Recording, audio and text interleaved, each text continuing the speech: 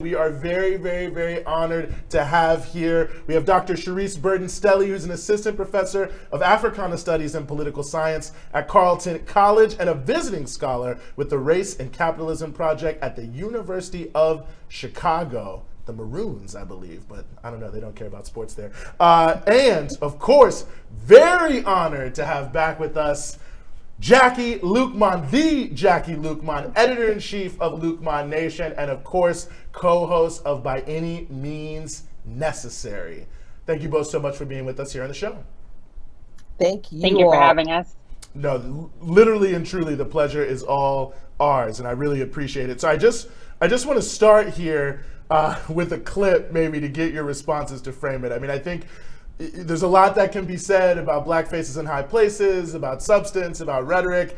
And so just to give this framing, and I will give you all the credit here, Dr. Burden-Stelly. I got this from your Twitter feed, at BlackLeftAF. This first clip that we want to show is Hakeem Jeffries. I believe he's the fourth ranking Democrat in the House. He is a black man from here in New York, considered to be a leader in the Democratic Party. Here he was today, I think he was or yesterday maybe it was, or earlier this morning, introducing Nancy Pelosi as the leadership team of the Democrats stepped on the field, I guess, for the first time here. So we'll just go to that clip.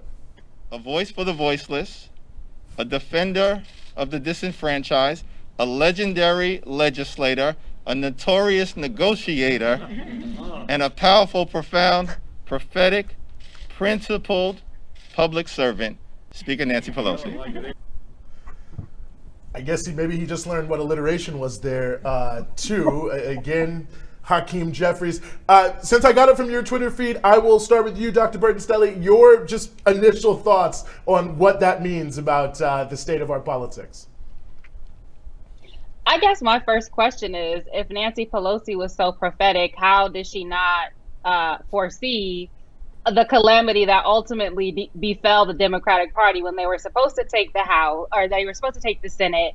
They lost seats in the House, and their presidential candidate is barely scraped by, and there's still no guarantees that he'll actually be able to take office because of the machinations of Trump. And so, if her lack of prophetic insight is any indication, I'm not sure what Representative Jeffries was thinking there, other than perhaps he's in line for a lucrative or beneficial appointment. And mind you, I don't want to drag the man. I like his brother. He's a professor at Ohio State. So, I've tried to keep it diplomatic.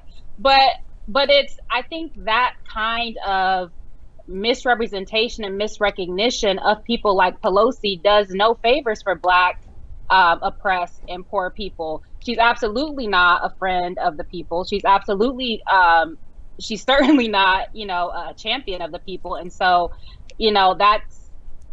I guess that's politics. But I think it's very indicative of the ways in which these black faces in high places really are not acting in the best interest of just ordinary black and oppressed people. No, I think it's a very well taken point. I mean, Jacquie, when I saw this clip, I just thought, what is he auditioning for? That's kind of how I felt. But nevertheless, I mean, I guess it's the type of thing you probably have to do in that position. But Jacquie Luqman, your initial thoughts? What I would really love for all black politicians to do is to get rid of the preacher cadence. Just stop. Just stop with the framing every time you're at the mic as if you're preaching a sermon to a black church, which, we should be really keen on picking that up. And it is just such an old and tired kind of way that too many black politicians use to communicate with us.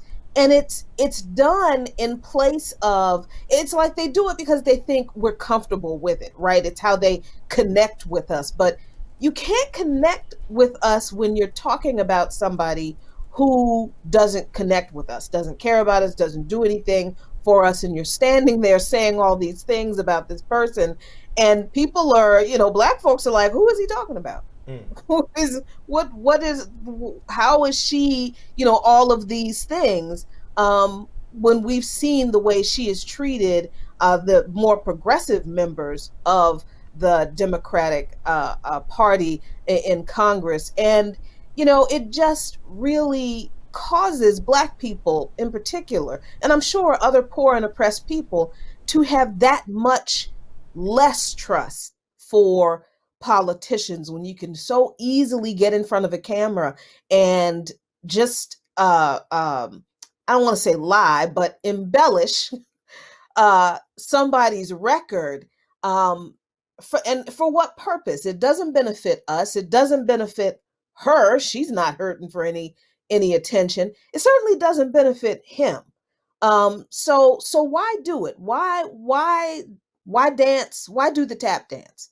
And if this is the game of politics, then this is one of those things that turns people off about politics. The lack of any kind of honesty and genuineness, where, look, just announcing the woman as the future Speaker of the House again would have been enough. He didn't have to talk her up like she was, anybody's favorite auntie.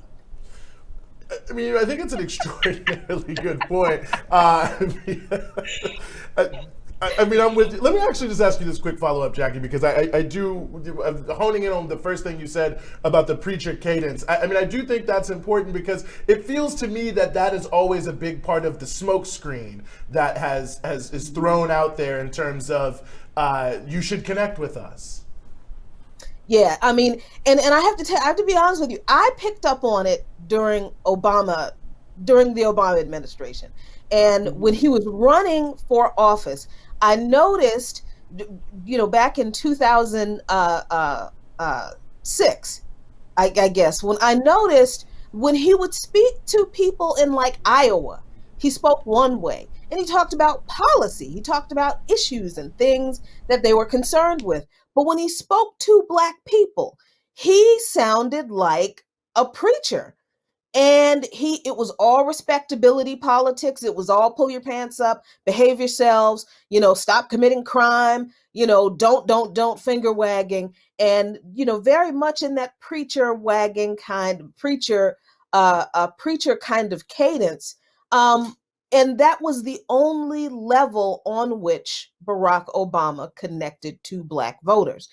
And I started noticing that other Black politicians do the same thing. Now, I don't know that they started doing it when he did it. I can't tell you, when that started, but it is definitely a pattern among a lot of Black politicians who they feel like that's what they have to do to connect with us.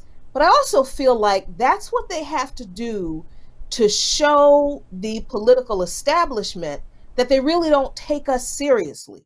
That's all they have to do to get the Black vote, is to stand in front of us and talk in a preacher cadence about just random stuff and not actually address the issues that are affecting the lives of working class, poor, and oppressed Black people. It's a two-way street that leaves us stranded, regardless of who does it.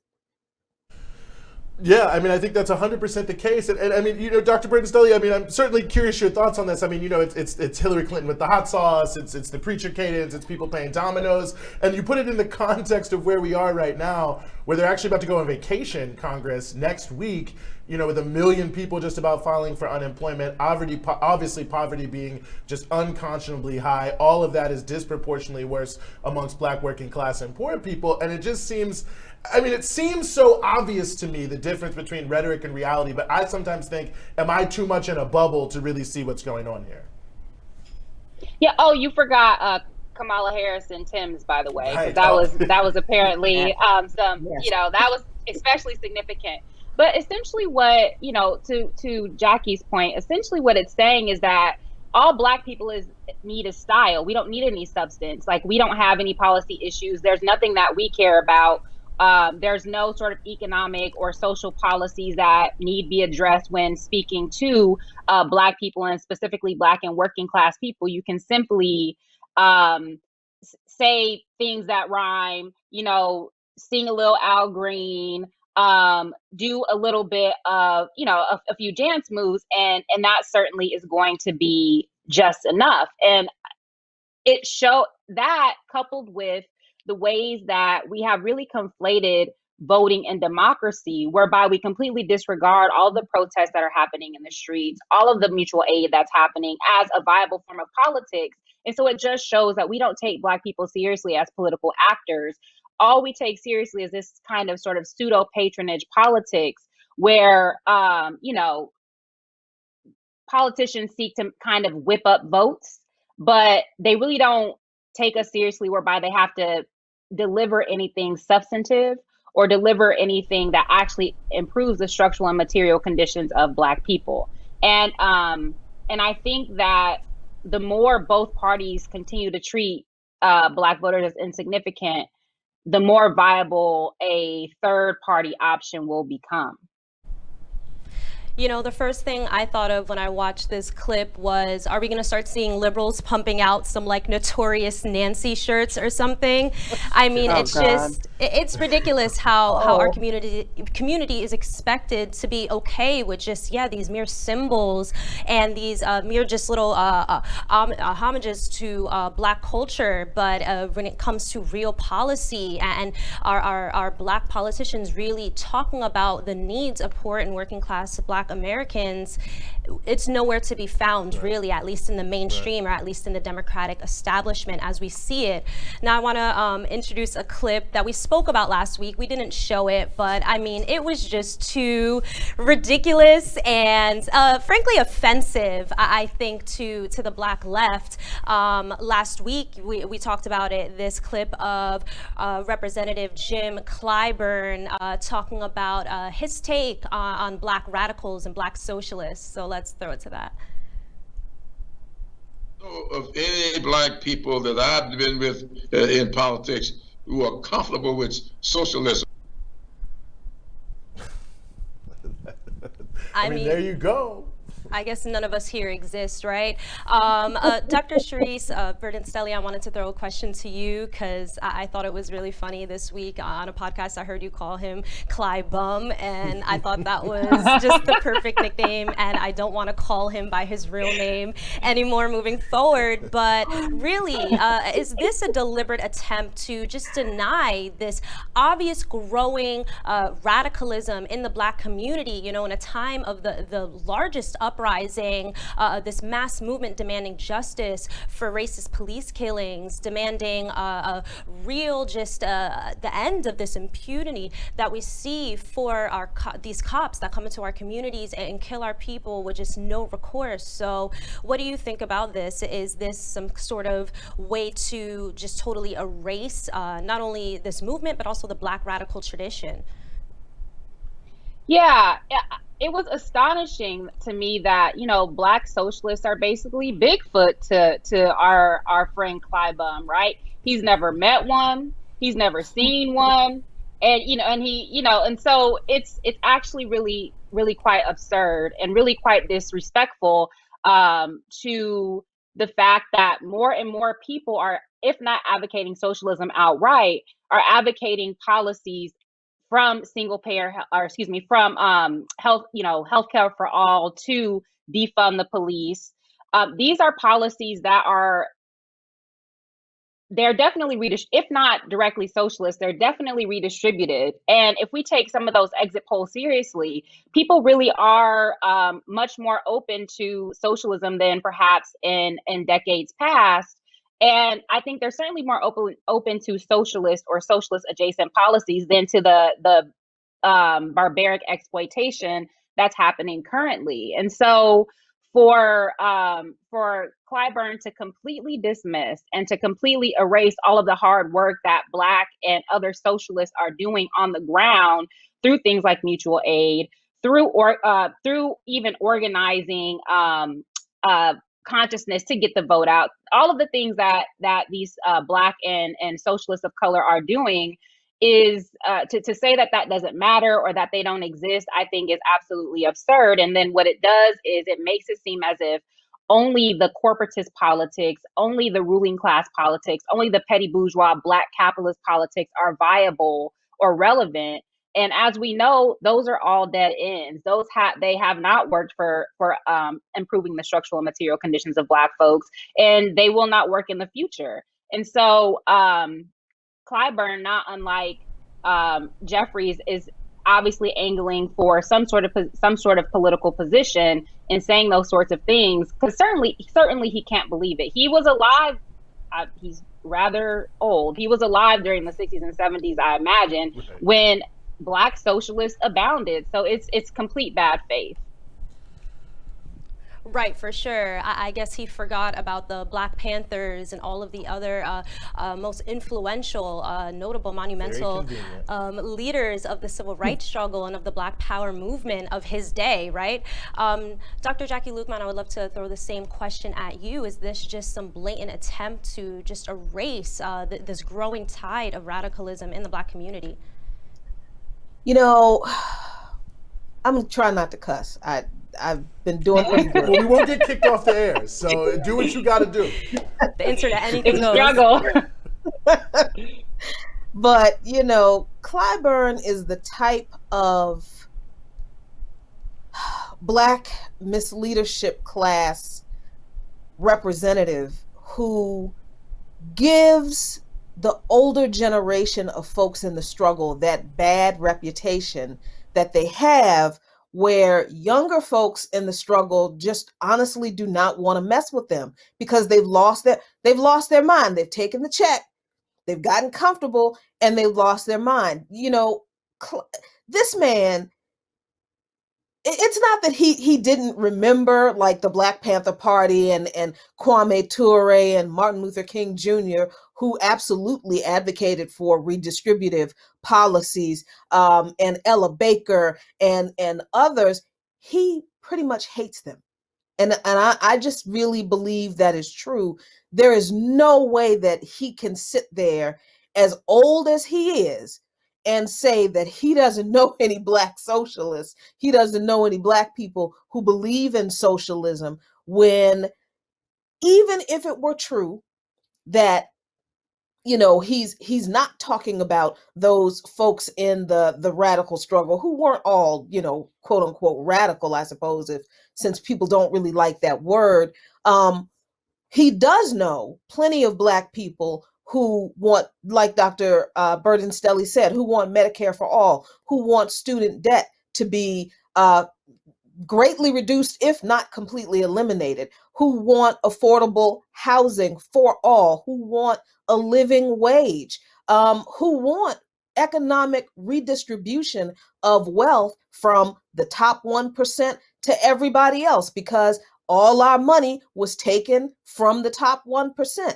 And if he doesn't make too much money, I bet you he's not gonna turn away that Social Security check, although I think he probably does make too much money with that $1 million over a period of time that he got from the pharmaceutical industry. But, you know, his comments are not just disingenuous and insulting. I think they are incredibly dangerous, because they do represent not just like the dismissal of the Black radical tradition and the growing Black radical movement, especially among young Black people today, but it pushes those people aside and their needs and demands, and says that they're not important enough for him to even see in his paradigm, in his political paradigm. So Clyburn, this old ass Black man, is rendering other Black people invisible because he don't like their politics. And we've seen where that goes over and over again. More working class, poor, and oppressed Black people and other people suffer, and people like Clyburn keep getting a check and they retire fat and happy. So he needs to lose his job in South Carolina. I'd love to see that happen. You know, I think, well, I don't know if many people would. Let's hope that there's many people who would. But I mean, I appreciate what you're saying, Jacquie, on so many different levels. And it just makes me wonder, well, I mean, just also reflecting on how ridiculous this is. I mean, Bernie Sanders, of course, had like a dozen state representatives in the South Carolina State House endorse him. I'm assuming he knows who those people were.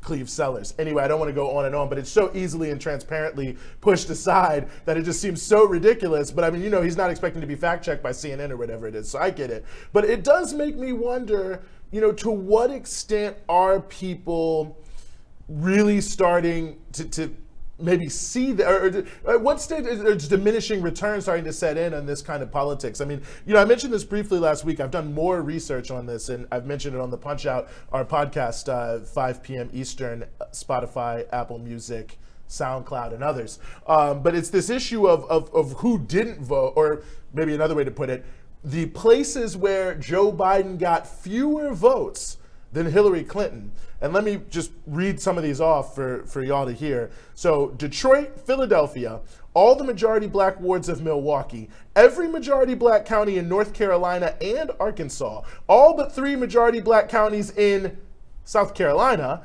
all were places where Joe Biden got fewer votes than Hillary Clinton in 2016. And I apologize for looking down, but I want to get this right. I do not want to be sued for libel. In Mississippi, 14 out of 17 majority black counties, same thing. Macon County, Alabama, county seat Tuskegee, same thing.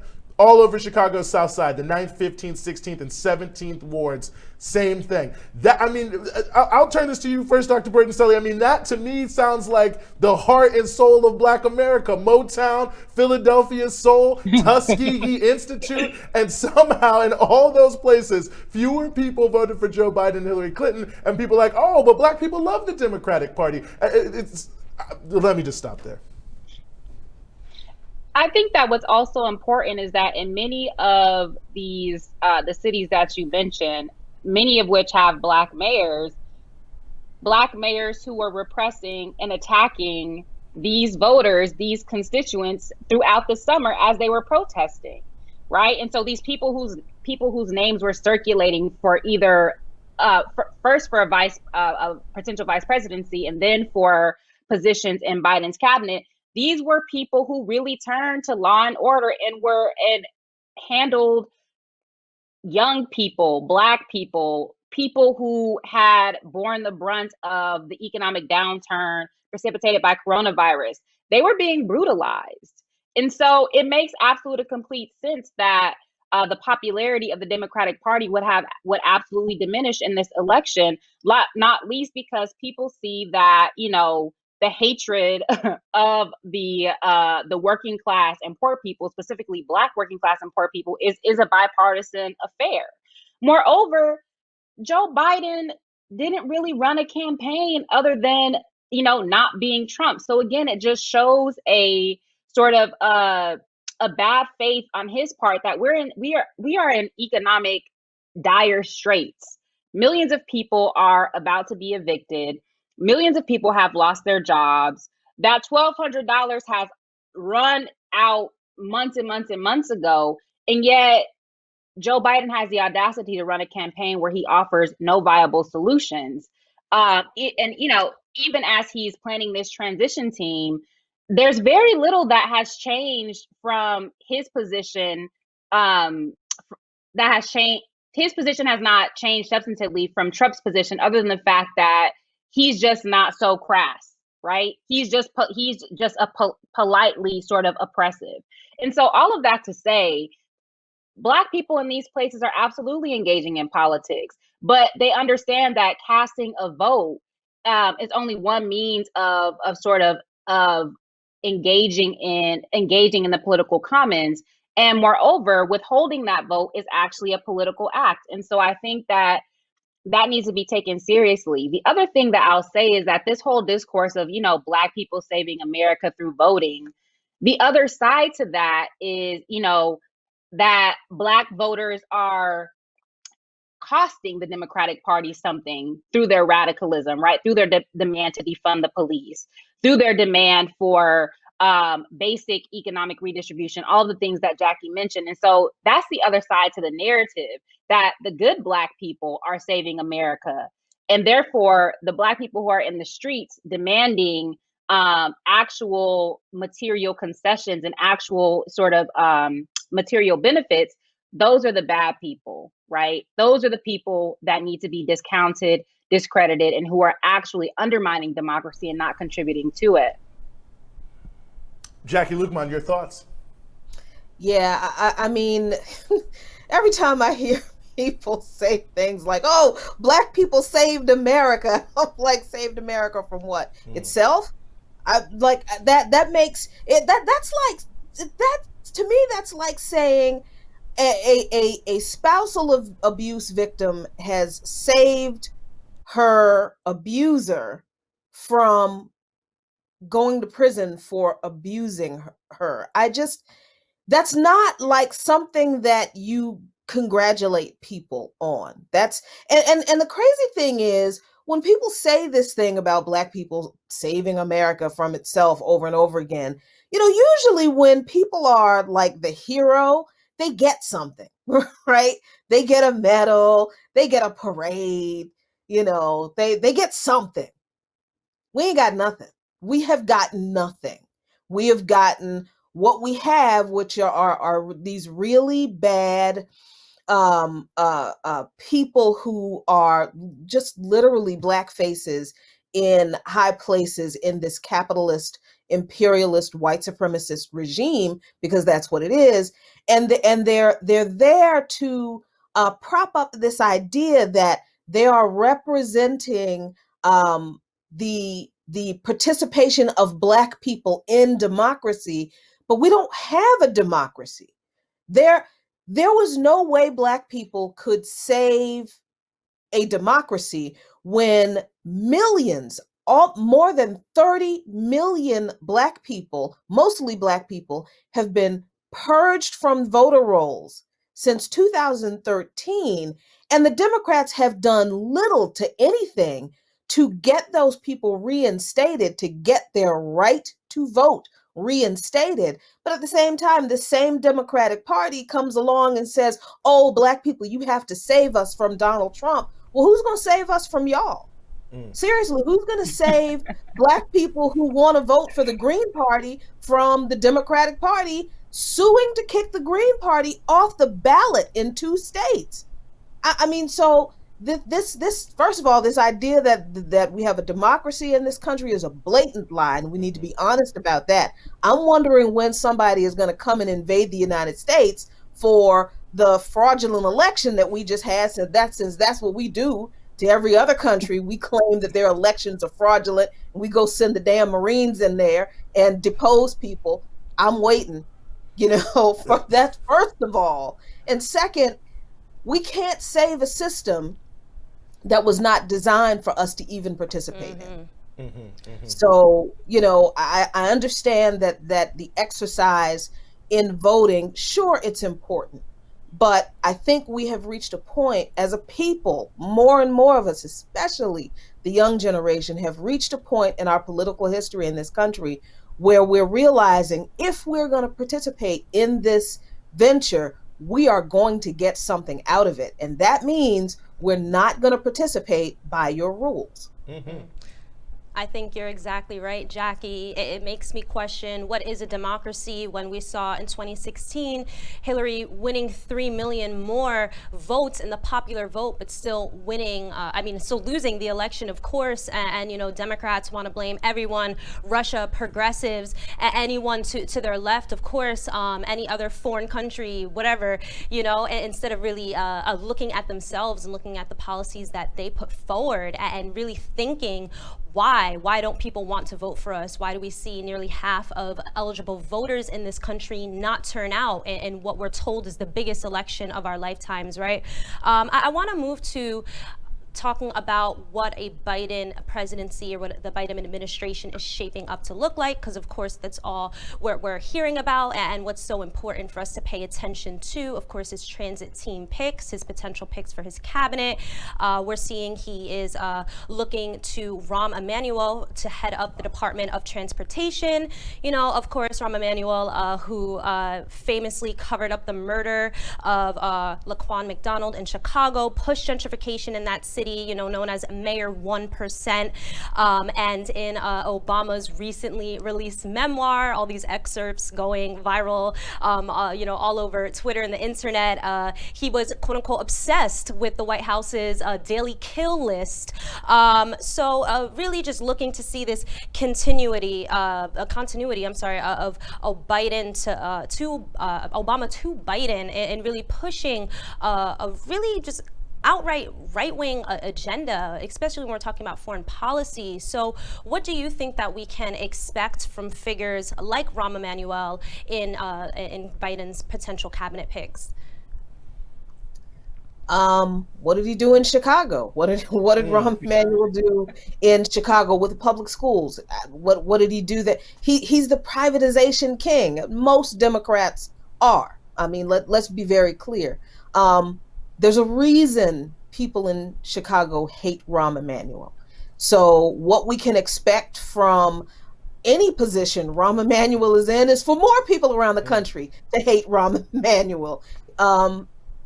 You know, these kinds of people who Biden is choosing for his cabinet feeds the trend that we just talked about a few minutes ago. So many younger people who have grown up in these cities where the policies of some of these people have played out and have made their lives miserable and have just denied them opportunity. They have seen their parents struggle and get nothing in exchange for that struggle. They've seen their opportunities dwindle under Democratic administrations that some of these people are coming from.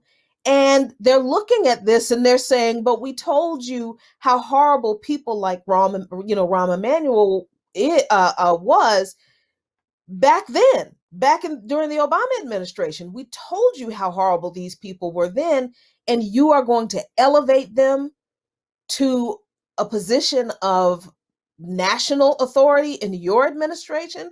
So that also signals to working class, poor, and oppressed people, especially the youth, that their elected officials not only don't listen to them, but they don't care about them. And it doesn't matter if that elected official looks like them or is, Rahm Emanuel. That they know they know the Democratic Party by their fruit. The Democrats can have all the rap battles they want to get Black folks to vote for them. Young Black people know the Democratic Party by its fruit, and they don't like it. It's at the end of the thing there, I guess, not having a big impact. But please, Monica. Right. Dr. Burden-Stelly, I want to put this question forward to you. You know, we see, of course, the endless, nonstop, unjustified killings of Black people here in the streets of America. And, I think of someone like Obama seen as this, savior of Black America, constantly lionized, the forever president. Of course, I like to call him, and people on the left, Obama, the drone striker in chief through his 8 years in the White House. How do you connect the kind of brutality we see against the Black community here to the brutality that the U.S. empire inflicts on every single nation abroad that it deems governing the incorrect way? Yeah, I think so. U.S. imperialism began in the United States, right? And so I was listening to a Red Nation podcast, and I forget who the guest was, but they spoke about the ways that warmongering and militarism, which is the sort of foundation of U.S. imperialism, is built into the Constitution and was predicated on the annihilation of the indigenous population. And so U.S. imperialism is rooted in the subjection of racialized and indigenous populations here. And of course, that extends outward. As well, U.S. rise to global hegemony was fundamentally predicated on its imperial policies. And so in the 1890s, its internationalization of banking, as people like Peter James Hudson show us, is very much linked to its exploits in the Philippines, in Puerto Rico, in the Dominican Republic, in Haiti, in Central America. And so there is no US capitalism without imperialism. And there is no US imperialism without the sort of the brutalization and the mollification of the domestic population. And this is why the US has never had a really strong sort of union movement. That also has to do with its endemic anti-radicalism that sort of took its highest stage or highest form in anti-communism. But the US is fundamentally about sort of ruling class, not only ruling class domination, but ruling class flourishing. And that is based in domination, right? It's based in dominating populations from which you can extract immense amounts of surplus value. And it's also predicated on subjecting developing, quote unquote, developing or quote unquote third world nations where you can likewise extract resources and capture markets. And so there is no US hegemony, there is no US global leadership without imperialism. And that imperialism is fundamentally brutal. The police forces here are simply the occupying forces of that are specifically meant to contain racialized populations and to keep them out of places and to keep them in their so-called place. And this is precisely what we see with militarism abroad. And so imperialism, I'm so glad to see imperialism re-entering the sort of the mainstream analysis, not mainstream in terms of mainstream media, but it's re-entering the popular sort of political discourse to understand the United States, because that imperialism is foundational to this nation. And as the US reaches its imperial asymptote abroad, all of those techniques of domination are going to turn back inward. And as we know, it is racialized people who absorb the brunt of that.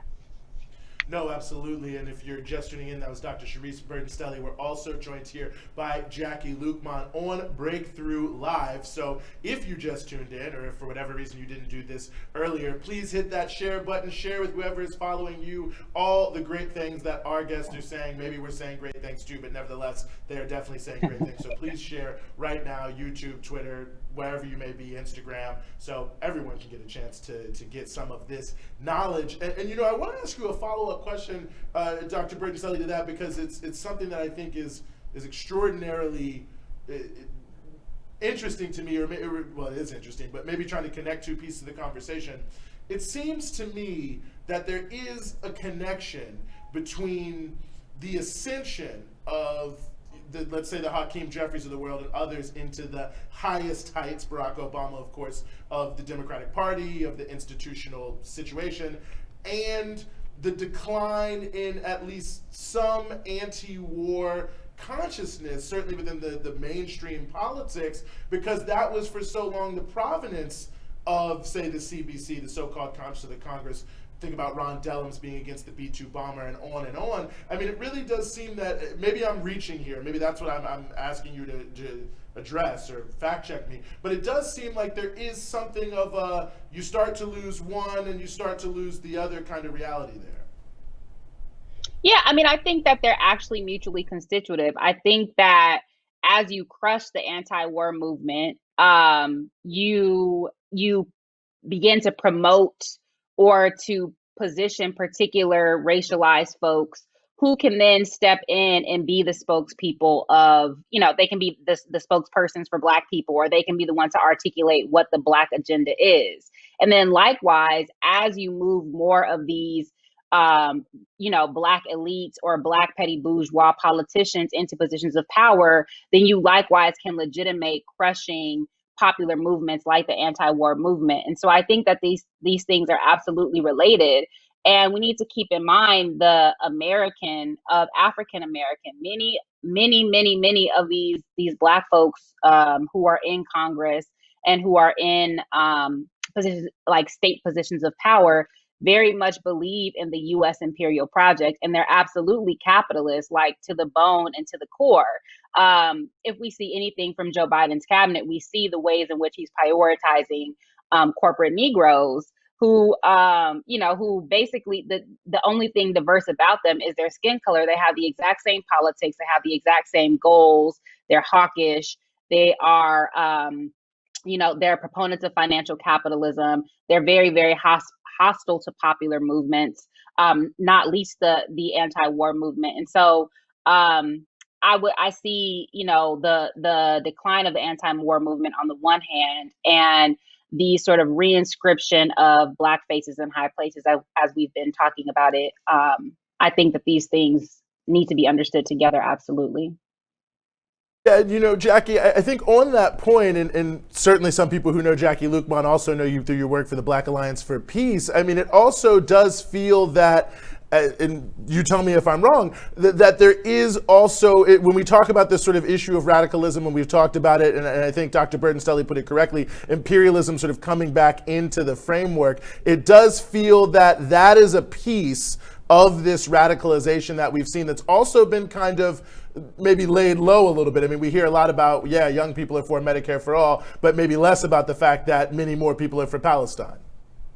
Right. Yeah. I mean, the international connections, the connection of the American struggle for liberation for Black people, the struggle for Africans in America and liberation for us here, was always connected to the struggle for against U.S. imperialism and for liberation for all working class, poor, and oppressed people around the world.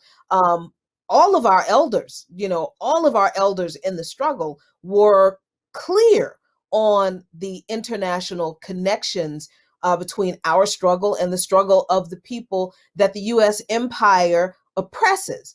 But I don't know when this happened, but there was, and I would imagine that it happened with the destruction of the Black Power movements and the radical organizations in the 60s and the 70s through the massive COINTELPRO program, which was much more insidious than people realize, and it actually is still going on. It's just taken on a new iteration. That focus on imperialism, examining the U.S. as an empire, focusing on militarism and the Black radical tradition of being anti-war. I mean, some of the earliest anti-nuclear advocates in this country were out of the civil rights movement. So that there was a need to reconnect or revive the anti-war struggle and the struggle against imperialism within the growing domestic Black radical ecosphere, I guess you want to call it, or groups, and make those connections again. The resurgence of the struggle, or the growing attention to the struggle of Palestinians for their liberation helped remind us that Black people in this country, while we have been struggling for liberation for ourselves, we've always been allies with Palestine. Always. You go back and you, even with some of the things that Dr. Martin Luther King Jr. said about Israel that comes straight out of, the typical misinterpretation of Christian scripture, he also was an advocate of human rights for Palestinians, as was Malcolm X, as was Kwame Ture. I mean, we can go down the list. So that became kind of, for a lot of people, I think became a springboard, the connection between the Black struggle and the Palestinian struggle. Reknitting those bonds became a springboard to looking at everywhere else in the world. The United States has left its bloody footprint, and especially on the continent of Africa. So this growing internationalism that is flourishing in these radical circles is the other thing that is a threat to the Democratic Party. It's the other thing they want to stamp out, because the petit bourgeois Black misleadership class faction of the party are the gatekeepers for keeping the Black Democratic base from asking questions about why the Democrats support sanctions against Zimbabwe, Venezuela, Cuba, Iran, why the U.S. military is still in Iraq, why is AFRICOM in Africa with so many bases, and what are they doing? These issues where the connections between what the United States does to working class, poor, oppressed African and indigenous people in other countries is easy to reflect upon what's done to us here. Those are the kinds of connections the petit bourgeois Black misleadership class members like Clyburn exist in the Democratic Party to keep under control. And those are the people that they don't want in the party, the folks who are questioning US imperialism and raising these issues and demanding that the United States ends its involvement in these endless wars and do things to foster peace and to take care of people. So it is definitely a welcome, what do I want to call it? It's a welcome expansion of the struggle to see us focus again on internationalism and to focus the struggle against imperialism. But it's also, we have to keep in mind that it's also incredibly dangerous because the enemy knows what we're doing. I mean, they see what we're doing. So they will redouble their efforts to silence us, to punish us for speaking out, and to get rid of us. So we just have to continue. We just have to continue to fight because this is a fight we cannot lose. I think you're exactly right, Jacquie. I'm a really firm believer in the fact that if millions of Black Americans realize how much in common they have with the oppressed people of this world, with all the people, the nations of this world under the boot of US imperialism, that we would stand to be a huge threat to the ruling class, the empire here. Of course, no one is free until Black America is free. No one is free until the continent of Africa is free of the chains of imperialism and all of this. So I think you said that so well. Dr. Charisse, I want to switch over and point this question to you on the timeless American pastime of red baiting. We saw the candidate for senator in Georgia, Warnock, being really just I don't even know what we would call it, on CNN by Jake Tapper, being grilled, really just you know, and being really trying to, it was as if Tapper was trying to make him admit to guilt, make him apologize for the fact that he worked at a church that opened its doors for Fidel Castro back in the 90s. What do you make of this, you know, red baiting and really, again, just the perseverance, what the establishment of the Democratic Party is really trying to contain, and keeping this Black misleadership class with no internationalist understanding and power? Yeah, so red baiting,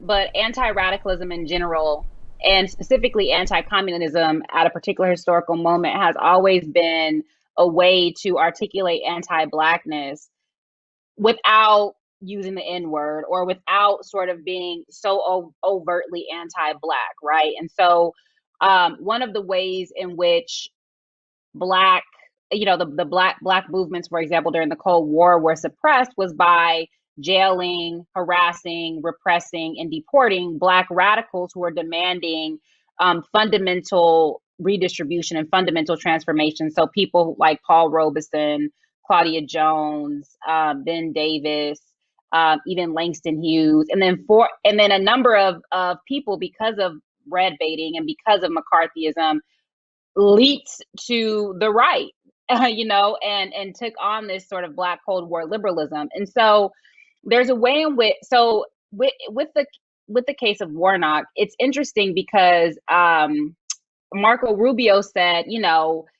something along the lines of, he didn't know if he was a sympathizer of Castro or not, but that Warnock was essentially, he wouldn't condemn Castro, or he wouldn't apologize for ostensibly being in this church where Castro was, because he's trying to get these Marxist and socialist votes that he needs to win this Georgia election. So basically, Warnock becomes a proxy for disciplining and discrediting broader leftist and radical votes, right? So it's not only that ostensibly Warnock is this, subversive, but it's also that then he is attracting subversives to vote for him. And so red baiting becomes this dragnet of disciplining all sorts of radical and progressive sort of assertions. So things like internationalism, anti-imperialism, anti-colonialism, peace activism. Red baiting is a way to reassert white supremacy and assert the dominance of capital through this sort of specter of, communist infiltration or socialist infiltration, and which is always tinged with racism, right? Because if it is that we believe racialization and anti-blackness and capitalist exploitation are mutually constitutive, then it holds that economic redistribution not only challenges capitalist exploitation, but it also challenges racial hierarchy. And so Black people and racialized people then stand to gain the most from any sort of redistributive policy, any sort of socialist adjacent policy. And the last thing that white folks, the ruling class white folks and those who, take on ruling class ideology, the last thing they want to do is redistribute property to folks who once were their property, and to many who would like them to return to being their property. And so, to make a short story long, as I always do, the red baiting of Warnock, I think, is part of a long, long history of disciplining not even just Black radicals, because I would not, by any stretch of the imagination, call Warnock a radical, but of disciplining any progressive movement that portends any challenge to the ruling class. And it's very, very effective. We also saw with the Antifa discourse throughout the summer and the outside agitator discourse. And so, red baiting it's old, it's played out, but it's a dusty trick that, that the ruling class continues to drag out over and over in an attempt to shore up its power. No, I think that's a very good point. It's tried and true. And you can't run away from it either. Andrew Gillum, I remember when he was running for governor there in Florida, was competing for, with Juan Guaido, with his level of anti-Maduro sentiment there, and it didn't help him at all. So notable that it's not even really all that effective, but I think very important to know all of this. There's so much that could be said. There's so much that needs to be said here. Unfortunately, our great guests, I'm going to have to let you go. You've suffered us long enough, but it's been fantastic to have you here on so many different levels. I'll just note, you can listen to Jacquie Luqman every single day on By Any Means Necessary. I could be wrong here, Jacquie, but I think 2 to 4, and you're live on the air in Washington and Kansas City, in addition to being on the internet. And Dr. Charisse Burden-Stelly, who you can certainly see, one of my favorite people to follow on Twitter, @BlackLeftAF. But I know you also just announced a fantastic new book with Dr. Jody Dean that'll be coming out, I think, in 2022. Well, I don't know, say a little something about it before you go. Very exciting book. Yeah, so it's an anthology of Black communist and communist adjacent women's writing, primarily between 1919 and about 1957, because they were with it. They were challenging war. They were challenging exploitation, oppression. They were advocating for women's rights, workers' rights, everything. But we know nothing about them because of intellectual McCarthyism. And so we're trying to bring their ideas, their thoughts, and their activism into into the sort of popular discourse, as well as into the intellectual imaginary. So look out for it. Verso 2022. Absolutely. We will pre-order. Dr. Charisse Burden-Stelly, thank you so much. Jacquie Luqman, thank you so much, both of you, for joining us here on Breakthrough Live.